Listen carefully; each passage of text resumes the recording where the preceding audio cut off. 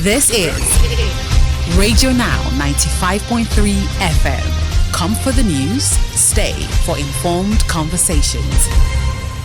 A bill seeking to empower the Nigeria Bar Association to remove judges for corruption by passing a vote of no confidence has passed second reading at the House of Representatives.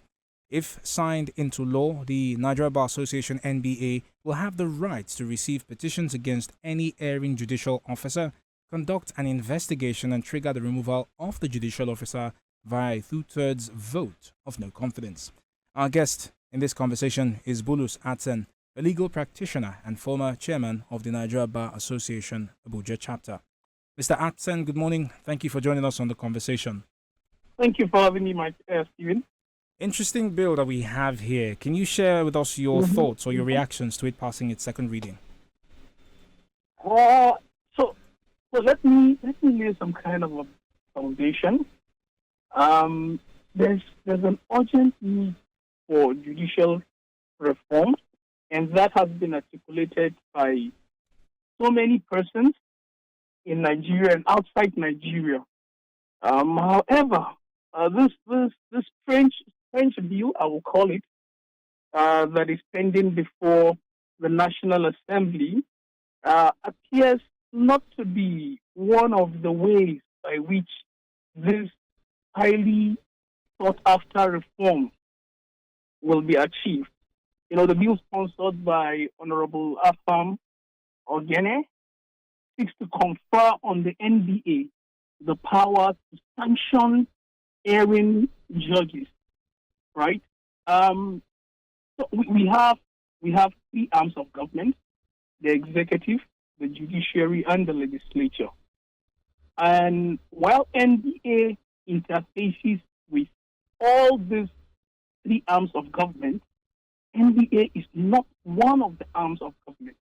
NBA is a body of professionals, an association of lawyers that has so distinguished itself in holding the government accountable and making valuable contributions in the governance of Nigeria over the years, to the extent that it enjoys statutory rights, obligations, and privileges.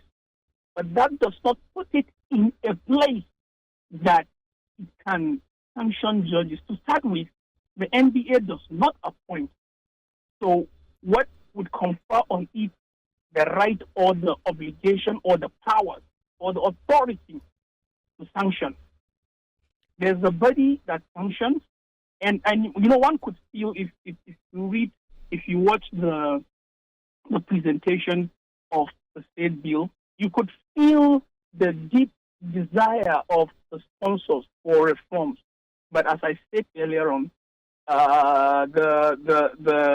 this strategy, if at all it can be called a strategy, is not one of the means by which that can be achieved. Mr. Atsen, if I may, as it stands now, it is not one of the means. But if it does pass through this legislative process and the president decides to sign it into law, you essentially have the NBA. Essentially, they would be imbued with the legal right to do so. So perhaps the question is does it make any sense to give the NBA this power? You know, I've been trying not to use certain expressions, but this is at best an infantile suggestion. This whole the idea behind the bill, and I can assure you there are lawyers in the National Assembly as members and as senators.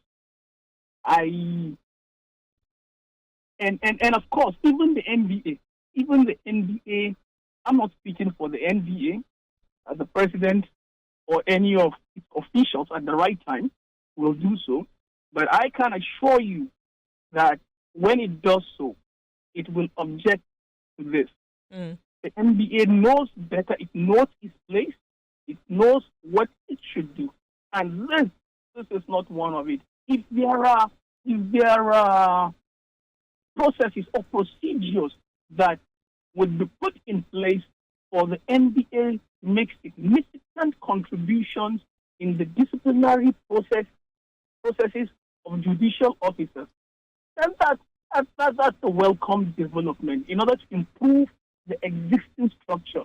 Right. But to take that powers away from the National Judicial Council or the National Judicial Committee in the case of a state or the FCT and confer it on the NBA, which is an association, it's like conferring on the Nigerian NMA the powers to sanction airing chief medical directors.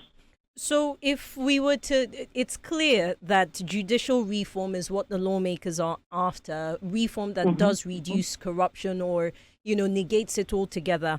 If we were to look at a legal process or some sort of bill that becomes law to help this process, what do you think the lawmakers should be looking at initially? So transparency in the processes of appointment and sanctions of judges, public accountability. For example, where judicial officers are to be appointed, you will expect that the process should be transparent enough to the extent that the public gets to know the reasons behind the appointment of each officer. If you and I are applying to become judicial officers, our credentials should be published so that the whole world will see that no, Nabila has more experience, he has more credentials, more education than I do. And that is the reason, or that's the basis upon which she is appointed and not me. But instances where the whole process is done behind closed doors, nobody gets to know what happened, and all of a sudden you hear, oh, Bulus Aten has been appointed as a judge. And then Nabila starts protesting, probably on the social media or her friends. It questions, it diminishes the confidence that the public has in the judiciary. Right. It may be true, it may not be true, but whatever the public gets, that's what it will work with. Very well then. Well, Mr. Atson, thank you very much for your time and expertise on this conversation. Bulus Atson is a legal practitioner and one-time chairman of the Nigeria Bar Association Abuja chapter. He joined us this morning to speak to the House of Representatives passing this second bill at the House of Assembly, passing its second reading at the House of Representatives. Now, this bill is seeking to empower the Nigerian Bar Association to remove judges who are for corruption if they pass a vote of no confidence on any judicial officer. This is Radio Now 95.3 FM. Come for the news, stay for informed conversations.